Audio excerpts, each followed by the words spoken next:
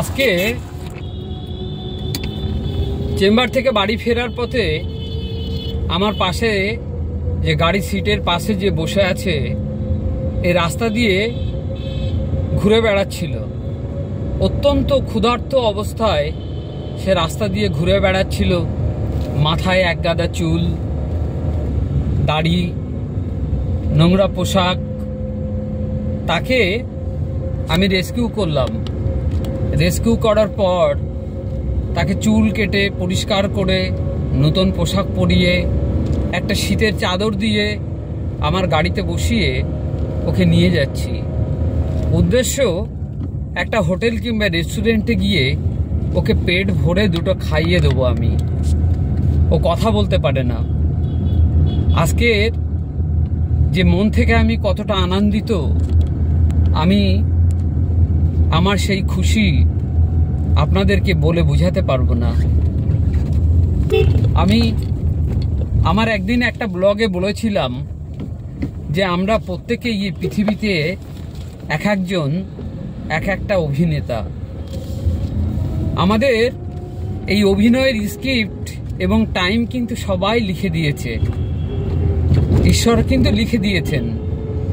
তার একটা ওয়ার্ড আমরা বেশি উচ্চারণ করতে পারবো না, এক সেকেন্ড বেশিও আমরা কিন্তু কেউ স্টেজে থাকতে পারবো না। তাই আমি এই অভিনয়ের পার্টটাকে আমি ভীষণভাবে ভালোবেসে ফেলেছি। আমি ঈশ্বরের কাছে কামনা করি, হে ঈশ্বর, তুমি আমাকে যদি পরজন্মে মনুষ্য জন্ম দিয়ে পাঠাও, আমাকে আবার কিন্তু এই পার্টটা দিয়ে আমাকে পাঠিও। এ তো কারুর একদিন মায়ের কোল আলো করে জন্ম নিয়েছিল। এর কান্নার আওয়াজ শুনে সেদিন কিন্তু ওর মায়ের মুখে হাসি ফুটেছিল। এ তো কোনো একটা মায়ের সন্তান। আজকে এর কোনো শাকিন নেই, এর কোনো কুল নেই, এর কোনো কিনারা নেই। কোথায় যে ওর মা, কোথায় যে সে পড়ে আছে কেউ বলতে পারে না।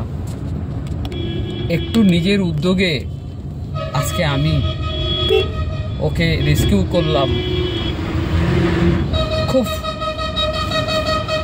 অল্প সময়ের জন্য একটু চেষ্টা করছি ওকে যদি কিছু খাইয়ে অন্তত ওকে যদি একটু কষ্ট আমি লাঘব করাতে পারি।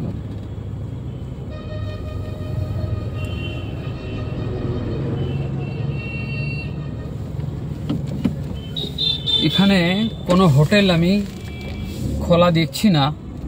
দেখি কলেজের দিকে এগিয়ে যাই।